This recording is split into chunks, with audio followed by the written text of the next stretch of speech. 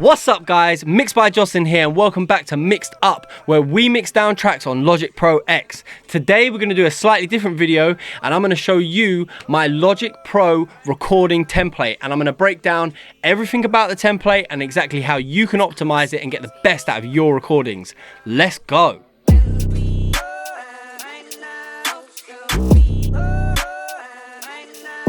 Okay, what's going on guys? So, as I said in the intro, we're going to be breaking down my Logic Pro X recording template, which is available on my website. The link will be in the description for the cheapest price of $9.99. For less than a tenner, you can level up your recordings and get them sounding nice, clean and semi-polished right off the jump. So as you can see here, this is the template that will pop up when you purchase it from my site. There's a few things maybe you want to look at before you start working into them, just to make life easy for yourself. Once you've opened up the Logic file, this will be what pops up. What you want to do is you want to come over to File and then save the project, Save As Template. You click this box will pop up. These are all my other templates. You can basically just type it in, recording template, whatever you want to name it, save it, and then the next time you open up a project, you can go new from template and this will pop up straight away. Saves you a bunch of time, bunch of hassle, and it just enables you to pop up the exact same template with not having to tweak anything straight off the jump, so you can get straight into recording as quick as that. Damn, that was fast. The first channel we have on the template is called Beat, and I've put this nice little picture of a MPC there for your privilege. And basically what we have on there, this is where you're going to like drag in your 2-track. I would strongly recommend you recording just using the 2-track, either the MP3 or the WAV. If you have beat stems, don't use them for recording because it's only going to take up your CPU. They're not going to be mixed. It's going to sound a bit shit. So just use the 2-track and save the beat stems for when you get it mixed, or you send it to a mix engineer like myself. Start the promo. And basically what this has on it is you're dragging your 2-track, and then we have a BPM counter here, which when you play the 2-track, which we'll do in a second, it will flash and give you the BPM. And then we also have a tuner, so you can figure out what the key of the song is. There are other plugins out there available. I'll put some up on the screen right now because my brain's gone blank, but yeah, that can help you find the key of your song. That's if you're going to be using like Autotune and stuff like that and you want to be able to pitch correct your vocals. So let's drag in a beat. I'm dragging in one of my own beats for copyright purposes, and a shameless plug as well. It's out now on Spotify, the link will be in the description. And you just want to, if this box pops up, you want to just convert it to a stereo, so just click that and then it's changed this to a stereo. You can see this indication by the single circle up where it says import will turn into 2 interconnected circles, which is the symbol that this track is now stereo. We can find out the BPM for this by clicking on a louder part of the record, ideally where there's drums, so it's easier for the BPM counter to find the BPM, and we'll just play this. Watching it flash, and then basically once it hits a solid green color, that's its indication that it's found the tempo. So you can see here it's stopped flashing, it's gone solid green, 75 BPM. We already had the BPM set because this had the BPM information embedded into the track. And we can go from there. So, and as you can see here, another thing that will happen, this is a bit more of an extreme version. When you are downloading 2 tracks, as just a little side note, a lot of the time there'll be a little bit of latency between where the track starts and the beginning. So if you zoom in, you can see that there's this empty space here. It would probably be a lot smaller than this on if you've like cracked it from YouTube or whatever. That's illegal. That's illegal. But you can just go ahead and find out where the track starts, trim off that empty space of audio and pull it back to beat 1. And then just to check, you want to press play, hit K on your keyboard, and you'll hear the click. We can skip forward to the drums. And as you can hear, the click is in time, so we're now in time. So everything's locked in, and I strongly suggest you do the tempo and everything, get that locked in before you do any recording. Trust me, it will save you a big headache later on when you're trying to do edits and stuff like that and add delays on and things. If you change the tempo on Logic after you've started recording and there's files dotted all over the project, it can change the timing of things and mess up the audio of your song. Trust me, it's a headache. You don't want to do it. So lock in your tempo. And then again, we have the tuner here, so as you can see, it will just like pick up the notes. Sometimes it can be a bit difficult to find it. Normally I find the first note, you want to be listening to the bass, plays through in the sequence 9 out of 10 times is the root note. So in this case, it would be like E minor. You can try that and play about with your Autotune. So that's the beat. Once you've got the 2-track in there, you're ready to record. Again, depending on how loud it is, this is a nice mixed file because I mixed it. And it has a lot of headroom, but again, from YouTube, they're going to be limited. They're going to be really loud. You're probably going to want to pull it down and give yourself some headroom so you're not peaking off the jump. I normally pull mine down to about -4 for YouTube beats, but really it depends on the kind of record that you're working with. So lower the volume, just giving yourself a bit of headroom. Alternatively, what you can do is actually turn the gain down of the recording itself by clicking on the file, coming over to where it says region, and then where it says gain here, you can actually lower, and as you can see, the waveform will shrink and get bigger, so you don't have to like mess around with your faders too much. So once you've got yourself all set up, you've got a good bit of headroom, BPMs locked in, cool, I'm vibing, you're writing, you've already written. We have a bunch of different tracks here. I've color coded them. This is basically set up more for UK rap, hip hop, R&B, even some Afrobeat, stuff like that. So more of a simplistic template, just trying to keep it very simple for everyone. You've got the hook double, hook adds, which you'll get on, and then mains, stabs, and adds. I suggest you record in the channels like they're labeled. So if you're recording the hook, keep it in the hook. If you're recording your verses, keep it in the main vocals, stuff like that. It just keeps everything nice and organized. And where they're color coded, they will record in the colors that they're labeled as. So this will be all pink and this will be all orange, and it just makes it very easy to scan through your project from a visual aspect when you're doing edits and finalizing your song. So on the first thing, on the hook, it's very similar. Most of the channel strips are very similar, just slight differences. We have a few different plugins on here, so I'm just going to break these down.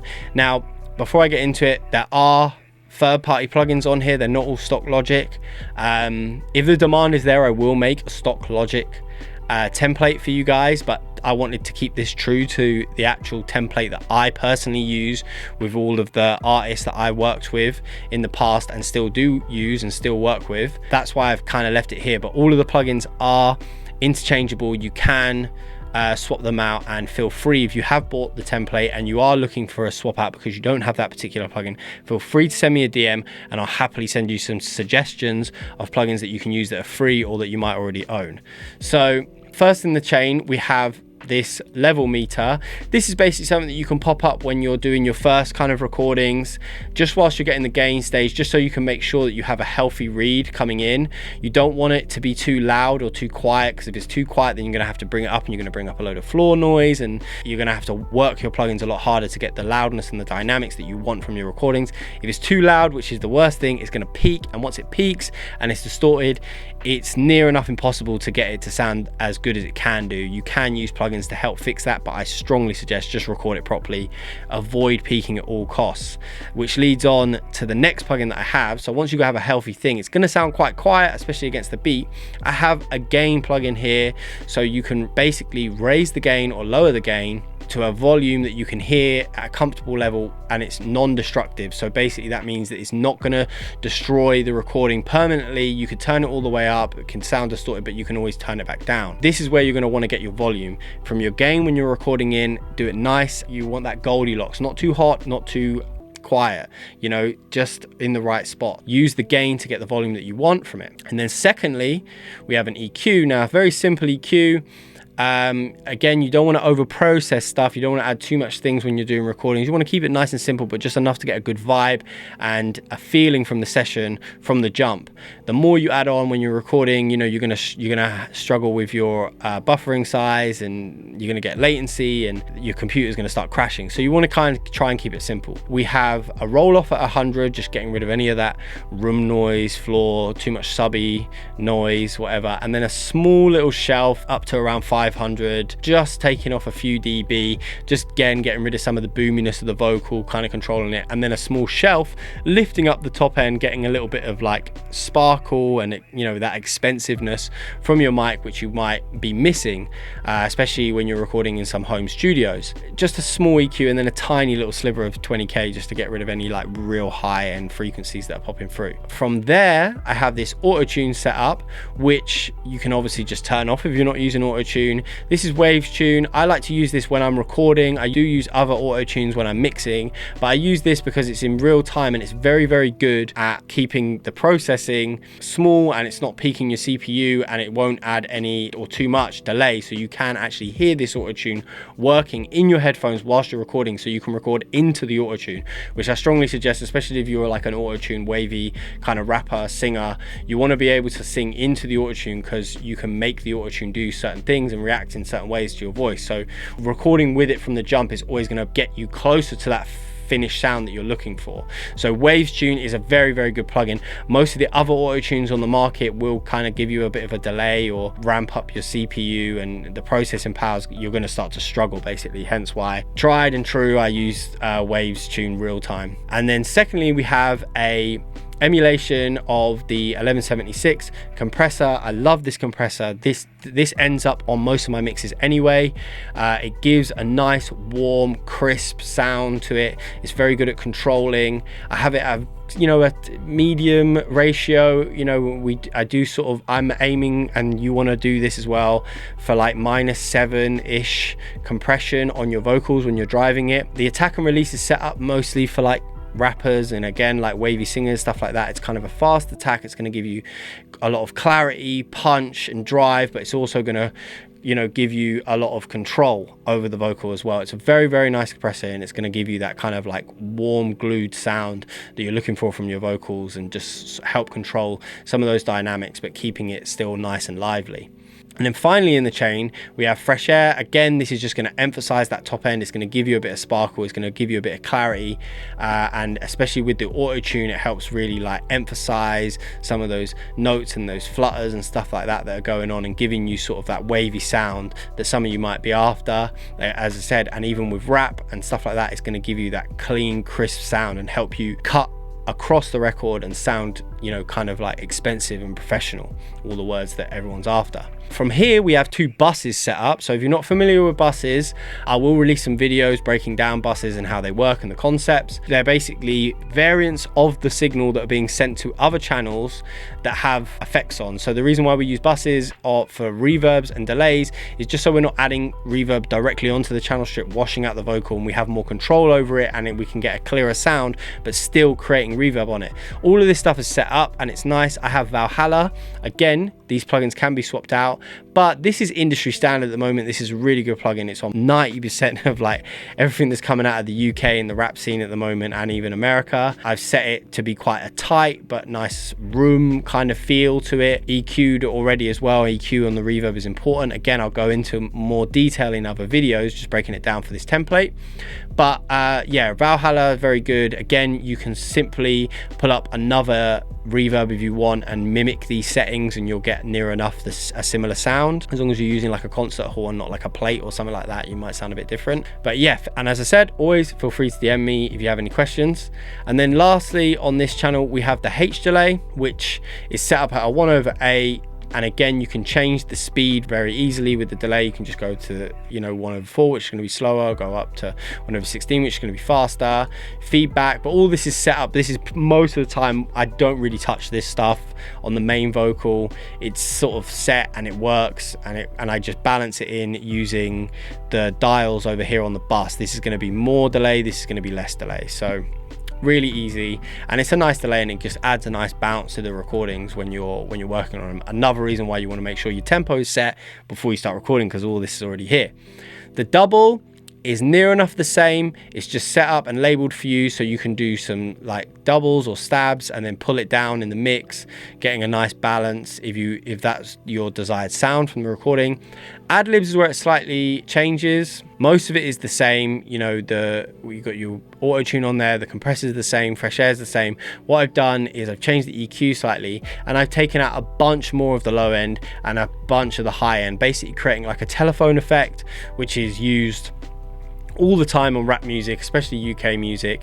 All this stuff can be tweaked, but again, it just kind of adds to the vibe. It gives it a different feeling, and it allows those ad-libs to cut through the record and be heard and do their job without them clashing with any of the vocals that you've already recorded.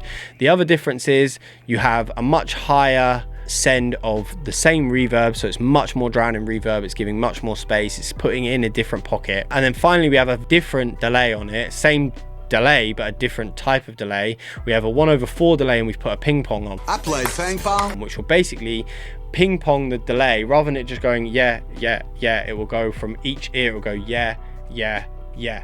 Again, creating space and a bit of a different feeling, and it just adds a bit of interest to the ad-lib and then the overall song. The main vocals is going to be exactly the same as the hook, near enough, and you can tweak to get a different feeling if you need to. Stabs is the same, but we've upped the reverb and upped the delay slightly, and then you'd want to pull down the volume a little bit. And then the ad-libs is exactly the same as the ad-libs on the hook. And using those and recording with those is gonna basically give you that sound, that UK sound that you're after, straight off the jump, with minimal tweaks, minimal setting up, and it's just gonna allow you to pull up this template and hit record and go straight off the cuff. If you have any questions, and if you wanted to build this for yourself, feel free. If you wanted to buy the template from our website, you can hit the link below, purchase it today. And as I said, feel free to send me a DM or an email with any questions, any swap outs you might want, or if you have any questions about using the template or something's not working properly, please feel free to message me and I'll happily help you out. Other than that, I really hope you enjoyed the video. I hope you enjoy using the template and get as much brilliant music as I personally have out of it. And I will catch you in the next one. Safe.